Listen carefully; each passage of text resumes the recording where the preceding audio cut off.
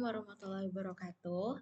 Kami dari kelompok 3 akan mempresentasikan hasil kerja proyek akhir kami dengan menggunakan metode systematic random sampling. Yang pertama yaitu ada pendahuluan. Di sini isinya ada latar belakang, rumusan masalah, dan juga tujuan. Nah, latar belakang dari analisis kami yaitu memahami perilaku pelanggan menjadi kunci penting dalam menentukan strategi pemasaran yang efektif. Dua faktor yang sering menjadi fokus analisis adalah pendapatan tahunan, yaitu annual income, dan skor pengeluaran, yaitu spending score. Pendapatan tahunan mencerminkan kemampuan ekonomi seseorang, sedangkan skor pengeluaran menunjukkan tingkat aktivitas belanja mereka. Nah, melalui analisis kedua variabel ini, perusahaan dapat mengenali pola konsumsi pelanggan serta menyesuaikan strategi promosi agar lebih tepat sasaran. Selain itu juga, faktor usia juga memberikan wawasan tambahan mengenai karakteristik demografis yang mempengaruhi kebiasaan berbelanja dalam setiap segmen konsumen. Nah, kemudian rumusan masalah untuk analisis kami yaitu yang pertama, bagaimana hubungan antara pendapatan per tahun yaitu annual income dan juga pengeluaran pelanggan yaitu spending score. Dan yang kedua, apakah usia berpengaruh terhadap tingkat pendapatan dan pola pengeluaran pelanggan. Kemudian tujuan analisis kami untuk menganalisis hubungan antara annual income dengan spending score untuk mengetahui apakah pendapatan mempengaruhi tingkat pengeluaran pelanggan. Metode yang kami gunakan yang pertama itu ada pengambilan data, kemudian systematic random sampling, pengelolaan dan penyajian data, dan yang terakhir itu adalah kesimpulan. Yang pertama itu ada pengambilan data. Dalam penelitian ini, yang kami gunakan itu data sekunder yang diambil melalui web Kaggle. Variabel yang kami gunakan meliputi annual income dan spending score, dan juga ada variabel tambahan yaitu age. Nah, annual income atau pendapatan tahunan ini mempresentasikan kemampuan ekonomi atau daya beli suatu pelanggan. Kemudian spending score atau skor pengeluaran yaitu kecenderungan konsumtif pelanggan yang biasa disediakan dalam bentuk skor dari sumber dataset. Kemudian ada usia, faktor demografis yang berpotensi mempengaruhi baik pendapatan maupun pola pengeluaran. Kemudian yang kedua yaitu systematic random sampling. Nah, yang pertama apa sih sebenarnya systematic random sampling ini? Nah, yaitu adalah sampel yang diperoleh dengan cara memilih secara acak satu satuan sampel dari K satuan sampel pertama dari kerangka penarikan sampel dan menarik sampel selanjutnya pada setiap jarak K dari satuan sampel yang ditarik sebelumnya. Dengan kata lain, metode ini disebut penarikan sampel sistematik, yaitu dalam setiap K satuan sampel atau sampel sistematik berselang K. Nah, metode ini baik digunakan dibandingkan penarikan sampel acak sederhana karena mudah dilakukan terutama jika satuan penarikan sampel terdiri dari individu yang bergerak atau suatu proses yang kontinu atau juga jika ukuran populasi tidak diketahui. Yang kedua, informasi yang diperoleh biasanya lebih besar dibandingkan dengan sampel acak sederhana karena pengalokasian suatu contoh yang ditarik merata pada seluruh populasi. Nah, dari data kami itu, populasi yang diketahuinya yaitu ada 200. Kemudian, sampel yang ingin kami ambil yaitu 50. Nah, untuk mendapatkan nilai K-nya, menggunakan rumus jumlah populasi dibagi dengan jumlah sampel. Makanya 200 per 50 dapatnya yaitu 4. Maknanya nilai K-nya sama dengan 4. Jadi, kan K itu adalah satuan sampel pertama di dalam kerangka penarikan contoh, dipilih secara acak dari satuan sampel. Maka titik awalnya itu adalah dari 4. Kemudian, untuk sampel N sama dengan 50 dan K sama dengan 4, nomor acak yang kami ambil dari tabel acak untuk N tersebut adalah 78. Lalu dikurangkan dengan hasil kelipatan K yang kurang dari 78, yaitu adalah 76. Makanya 78 dikurang 76 sama dengan 2. Sehingga 2 adalah titik awal C untuk sampel N sama dengan 50. Dengan titik awal C sama dengan 2, maka nomor sampel yang kami dapatkan yaitu adalah 2, 6, 10, 14, sampai 198 sebanyak 50 sampel. Nah, berdasarkan sampel data yang terpilih, menunjukkan rata-rata pendapatan sebesar 59,88 juta dolar AS per tahun dengan skor pengeluaran rata-rata sebesar 68,18 juta dolar AS per tahun dengan usia dominan antara 20 sampai 35 tahun. Selanjutnya, pengolahan dan penyajian data dengan menggunakan statistik deskriptif. Pada bagian ini, kami menampilkan bar plot untuk melihat perbandingan rata-rata pendapatan dan pengeluaran berdasarkan kelompok usia. Dari grafik ini terlihat bahwa kelompok usia 18 sampai 27 tahun memiliki pendapatan yang masih rendah, sekitar 40.000 US dollar. Namun pengeluarannya justru lebih cukup tinggi, yaitu sekitar 65 US dollar.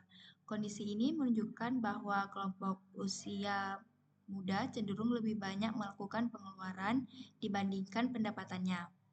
Sementara itu, kelompok usia 28 sampai 47 tahun pendapatannya meningkat tajam hingga mendekati 70 sampai 80 US dollar.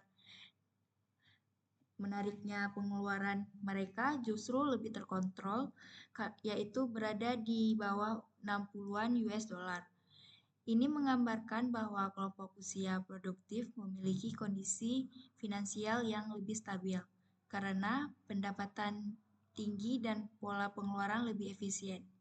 Secara keseluruhan, bar plot ini membantu kami melihat pola yang semakin matang seiring bertambah usia, baik dalam pendapatan maupun pengeluaran. Selanjutnya ada scatter plot hubungan antara pendapatan terhadap pengeluaran. Berdasarkan hasil analisis deskriptif, rata-rata pendapatan tahunan tertinggi terdapat pada kelompok usia 28 sampai 37 tahun sebesar 72,8 US dollar. Diikuti usia 38 sampai 74 tahun sebesar 71 US dollar. Sedangkan pendapatan terendah pada usia 18 sampai 27 tahun sebesar 40,2 US dollar. Sementara itu, rata-rata skor pengeluaran tertinggi juga dimiliki oleh kelompok usia 28 sampai 37 tahun sebesar 77,5 US dollar. Diikuti usia 18 sampai 27 tahun sebesar 68,3 US dollar. Selanjutnya masuk ke statistik inferensia. Dilihat dari tabel pertama yaitu analisis regresi, intercept atau nilai skor pengeluarannya ada di 59,41 US dollar. Selanjutnya di annual income di 0,146 ini menandakan ada hubungan yang positif. Maksudnya jika penambahan pendapatan tahunan akan menambah 0,146 ke nilai intercept. Selanjutnya ada di adjust R-square di 0,02892. Ini menjelaskan bahwa 2,89% pendapatan bisa dijelaskan oleh 2,89% ini pengeluaran bisa dijelaskan oleh pendapatan. Sisanya 97% dipengaruhi oleh faktor-faktor lain.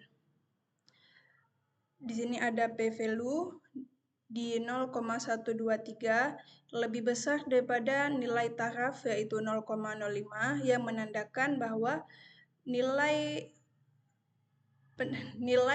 pendapatan mempengaruhi nilai pengeluaran. Selanjutnya ada di uji asumsi. Di sini ada normalitas, kami menggunakan Shapiro-Wilk. Di sini tidak terpenuhi. Ini boleh kita lihat. Selanjutnya ada homoskedastas. Di sini terpenuhi. Selanjutnya di autokorelasi tidak terpenuhi. Masuk ke korelasi person, di sini ada nilai annual income dan spending skornya di 0,221. Ini menandakan bahwa hubungan keduanya positif tetapi lemah. Maksudnya, jika semakin tinggi pendapatan tahunan seseorang, memang ada kecenderungan pengeluarannya meningkat, tetapi hubungan ini tidak terlalu kuat. Kesimpulan dari statistik inferensia ini, berdasarkan hasil analisis regresi, diperoleh nilai Y59,4927 ditambah 0,14647 annual income yang menunjukkan bahwa setiap kenaikan satu satuan pendapatan tahunan akan meningkatkan spending score sebesar 0,1467. Nilai adjusted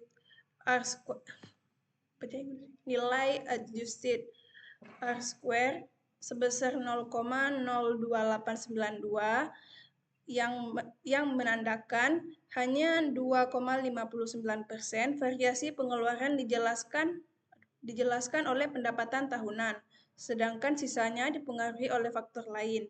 Selain itu, hasil korelasi person 0,221 menunjukkan hubungan yang lemah antara pendapatan tahunan dan pengeluaran pelanggan. Jadi, kesimpulan dari analisis kami, berdasarkan analisis regresi, pendapatan tahunan dan usia berpengaruh terhadap skor pengeluaran pelanggan. Pendapatan berpengaruh positif, artinya semakin tinggi pendapatan, maka pengeluaran cenderung meningkat, meski pengaruhnya lemah. Dan hanya menjelaskan 2,98% variasi pengeluaran. Sementara itu, usia berpengaruh negatif, menunjukkan bahwa semakin bertambah umur, tingkat pengangguran cenderung menurun. Meskipun pengaruh keduanya tidak besar, faktor ekonomi dan demografis tetap memiliki peran penting dalam memahami perilaku belanja pelanggan.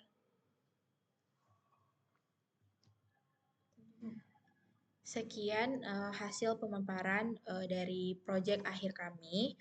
Mohon maaf jika ada kesalahan atau salah kata. Kami tutup. Assalamualaikum warahmatullahi wabarakatuh.